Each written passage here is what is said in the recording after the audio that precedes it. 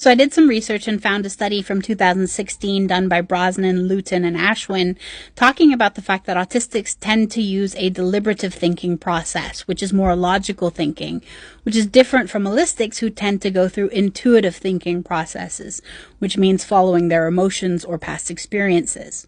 In the same study, they also found that autistic people tend to have a hard time making decisions when it has to do with a change in routine, when they have to work with others or talk to others about it, and when the decision needs to be made quickly, because we tend to take more time to make decisions, but that's because we're going through that logical thinking process instead of following our intuitive thinking processes that we normally would if we were allistic. This would then also explain why we have a really hard time following things that are not logical to us. If a rule doesn't make sense, we have a very hard time following that rule, versus allistics who simply follow the rule.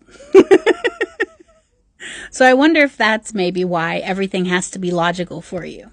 This also explains why we need to explain the reason behind doing something when it comes to autistics, because autistics need to know why they need to do a certain thing.